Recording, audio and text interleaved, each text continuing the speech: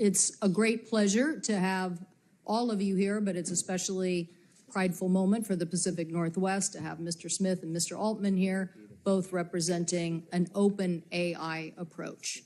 By that I mean an approach where we want to win against China and a closed system by making sure that what is developed here in the United States and around the globe is an architecture where the United States wins and is open. To do that, we need to focus in winning on computing power, on algorithms, and on robust data sources. All of that will be key. Personally, I believe a continued investment in NSF helps in all of those areas as a good public-private partnership with the industry that's represented here today.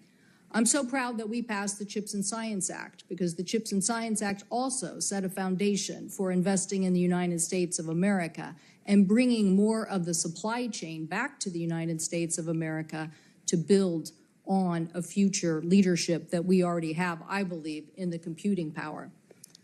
But we also need to understand that we have to move forward on the CHIPS Act, like the University of Washington $10 million grant on multi-design sets for chips, the very large-scale integrated designs I'm sure that Dr. Su will tell us about today.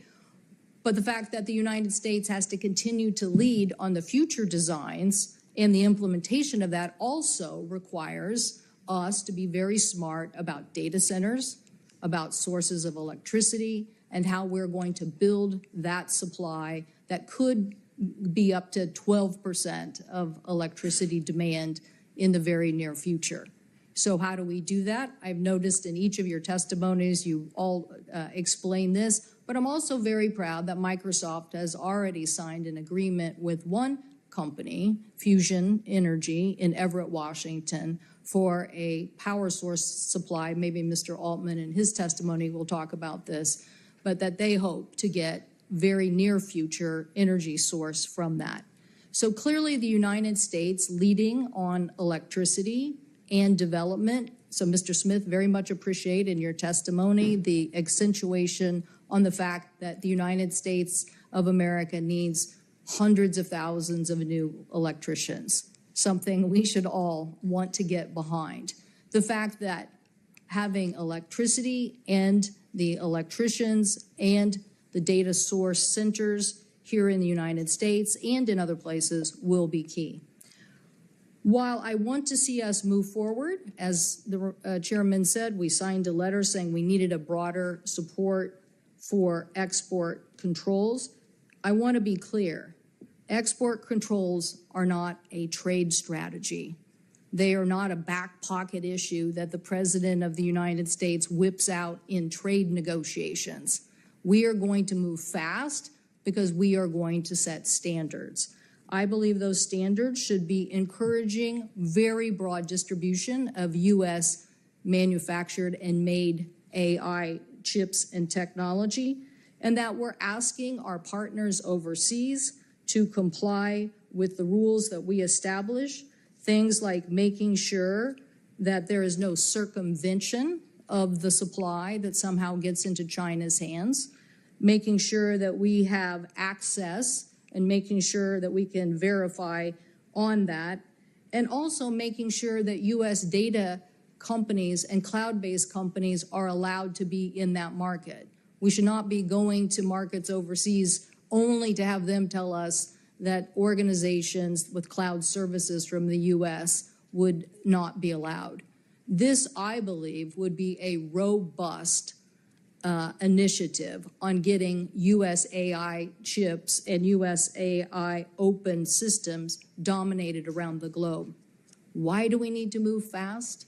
We need to move fast because if we don't, we are looking at another Huawei, another instance where the United States is behind and also saying we should tear out this system that now we don't like for lots of reasons and backdoor policies.